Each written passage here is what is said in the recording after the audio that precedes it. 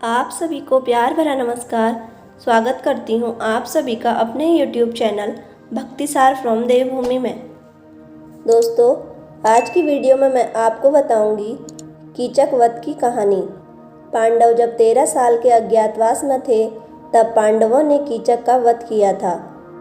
महाभारत की कथा में पांडव जब अज्ञातवास भोग रहे थे तो सभी पांडव कौरवों से बचने के लिए भेष बदलकर विराट नगर में रहने लगे, जहाँ पर पांडव और द्रौपदी एक सेवक बनकर समय व्यतीत करने लगे। पांडवों को मत्स्य नरेश विराट की राजधानी में निवास करते हुए 10 माह व्यतीत हो गए। सहसा एक दिन राजा विराट का साला कीचक अपनी बहन सुदेशना से भेंट करने आया। जब उसकी दृष्टि सैरंध्री द्रौपदी पर पड़ी तो वह मंत्रमुग्ध हो उठा तथा वह उससे एकांत में मिलने के अवसर की ताक में रहने लगा। द्रौपदी भी कीचक की भावनाओं को समझ गई। उसने महाराज विराट एवं महारानी सुदेशना से कहा कि कीचक मुझ पर कुदृष्टि रखता है। मेरे 5 गंधर्व पति हैं, एक न एक दिन वे कीचक का वध अवश्य कर देंगे। किंतु उन दोनों ने द्रौपदी की बात की कोई परवाह नहीं की। लाचार होकर एक दिन द्रौपदी ने भीमसेन को कीचक की कुदृष्टि तथा कुविचार के विषय में बता दिया। द्रौपदी के वचन सुनकर भीमसेन बोले, हे द्रौपदी, तुम उस दुष्ट कीचक को अर्धरात्रि में नृत्यशाला में मिलने का संदेश दे दो। नृत्यशाला में तुम्हारे स्थान पर जाकर मैं उसका वध कर दूंगा। सैरंध्री ने बल्लभ भीमसेन की योजना के अनुसार कीचक को रात्रि में नृत्यशाला में मिलने का संकेत दे दिया। द्रौपदी के इस संकेत से प्रसन्न कीचक जब रात्रि को नृत्यशाला में पहुंचा तो वहां पर भीमसेन द्रौपदी की एक साड़ी से अपना शरीर और मुंह ढककर वहां लेटे हुए थे। उन्हें सैरंध्री समझकर कीचक बोला, हे प्रियतमे, मेरा सर्वस्व तुम पर न्यौछावर है और अब तुम उठो। कीचक के वचन सुनते ही भीमसेन उछलकर उठ खड़े हुए और बोले, रे पापी, तू सैरंध्री नहीं अपनी मृत्यु के समक्ष खड़ा है।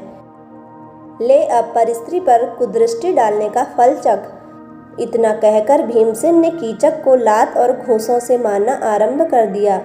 जिस प्रकार प्रचंड आंधी वृक्षों को झकझोर डालती है, उसी प्रकार भीमसेन कीचक को धक्के मार मार कर सारी नृत्यशाला में घुमाने लगे। अनेक बार उसे घुमा घुमा कर पृथ्वी पर पटकने के बाद अपनी भुजाओं से उसकी गर्दन को मरोड़कर उसे पशु की मौत मार डाला। इस प्रकार कीचक का वध कर देने के बाद भीमसेन ने उसके सभी अंगों को तोड़ मरोड़कर उसे मांस का एक लोदा बना दिया और द्रौपदी से बोले, पांचाली, आकर देखो मैंने इस काम के कीड़े की क्या दुर्गति कर दी है। उसकी उस दुर्गति को देखकर द्रौपदी को अत्यंत संतोष प्राप्त हुआ। फिर बल्लभ और सैरंध्री चुपचाप अपने अपने स्थानों में जाकर सो गए।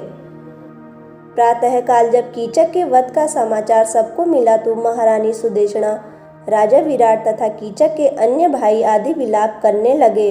जब कीचक के शव को अंतिम संस्कार के लिए ले जाने लगे तो द्रौपदी ने राजा विराट से कहा, इसे मुझ पर कुदृष्टि रखने का फल मिल गया।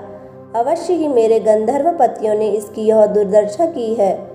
द्रौपदी के वचन सुनकर कीचक के भाइयों ने क्रोधित होकर कहा, हमारे अत्यंत बलवान भाई की मृत्यु इसी सैरंध्री के कारण हुई है, अतः इसे भी कीचक की चिता के साथ जला देना चाहिए। इतना कहकर उन्होंने द्रौपदी को जबरदस्ती कीचक की अर्थी के साथ बांध लिया। कंक, बल्लभ, वृहनलला, तनितपाल तथा ग्रांथिक के रूप में वहां उपस्थित पांडवों से द्रौपदी की यह दुर्दशा देखी नहीं जा रही थी, किंतु अज्ञातवास के कारण वे स्वयं को प्रकट भी नहीं कर सकते थे। इसलिए भीमसेन चुपके से परकोटे को लांघकर शमशान की ओर दौड़ पड़े और रास्ते में कीचड़ तथा मिट्टी के सारे अंगों पर लेप कर लिया। फिर एक विशाल वृक्ष को उखाड़कर कीचक के भाइयों पर टूट पड़े और उनमें से कितनों को ही भीमसेन ने मार डाला। जो शेष बचे वे अपने प्राण बचाकर भाग निकले। इसके बाद भीमसेन ने द्रौपदी को महल में भेज दिया और स्वयं नहा धोकर दूसरे रास्ते से अपने स्थान में लौट आए। कीचक तथा उसके भाइयों का वध होते देखकर राजा विराट सहित सभी लोग द्रौपदी से भयभीत रहने लगे। दोस्तों, आपको हमारी वीडियो कैसी लगी, प्लीज़ नीचे कमेंट बॉक्स में अपनी राय ज़रूर दें और इसी तरह की वीडियो देखने के लिए हमारे चैनल को लाइक, शेयर और सब्सक्राइब जरूर करें। धन्यवाद।